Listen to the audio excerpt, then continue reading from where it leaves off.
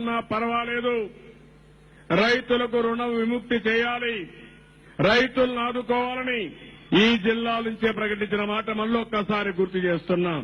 ఏ రైతు కూడా రుణాలు కట్టవలసిన అవసరం లేదు. మీ రుణాలు నా భుజస్కంధాలపైన మోసినా సరే మీకు న్యాయం చేపిస్తాను. కేంద్ర ప్రభుత్వం కూడా ముందుకు రాలేకపోయారు.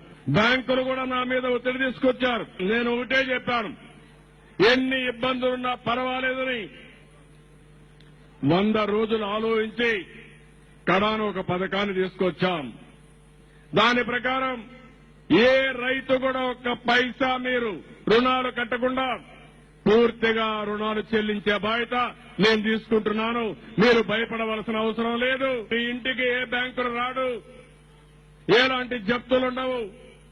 ఈ నెల 22వ తారీఖున 20% బ్యాంకుల్లో వేసి ఆ తర్వాత మీ రుణాలు రీషెడ్యూల్ చేసి తిరిగి మీకు అప్పించే బాధ్యత నేను తీసుకుంటున్నాను. రుణమాఫీలు ఎక్కడ రుణమాఫీలు ఇచ్చేసారు, 1 టైం సెటిల్మెంట్ అయిపోయింది. ఇంకేం చేస్తారు? పూర్తిగా చేస్తారా? ఆ రోజు ఏదైతే చెప్పామో వాళ్ళకి ఇవ్వాల్సినటువంటి 1.5 lakh 1 టైం అన్నారు, 1 టైం ఇచ్చేసాం. పూర్తిగా చేస్తాను ఎవరు చెప్పారు? నువ్వు చెప్పుకోండి. ఇట్లా ఆశ నేను చెప్పేదంటే ప్రతి ఒక్కరికి కూడా ఒక ఓపిక ఉండాలా. నేను చెప్పిన మాట అమలు చేస్తున్నా. ఆ రోజు 1.5 lakh మీలాంటి వాళ్ళు ఒకరిద్దరుండే ఈ ప్రాబ్లమ్స్ వస్తున్నాయి.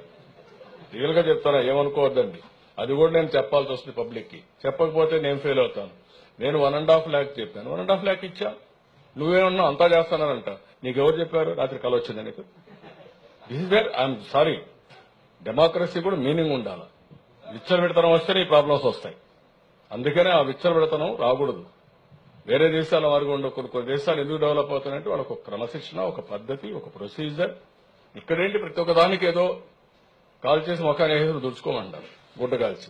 ఆ పరిస్థితి రాకూడదు మీకు. I'm very sorry. అందుకనే పబ్లిక్ కూడా ఒకసారి గట్టిగా కూడా పబ్లిక్ చెప్పకపోతే ఏమనుకుంటారంటే నేను చేసింది మీరు చెప్పినంత ఆశపడి అసలు పోతారు. అత్యంత ఆశ మంచిది కాదు. కష్టపడితేనే ఈ ప్రపంచంలో ఏదైనా సాధ్యం అవుతుంది. ఒకరిద్దరు ఉంటారు, వాళ్ళని ఎట్లా హ్యాండిల్ చేయాలి. వేరే మార్గం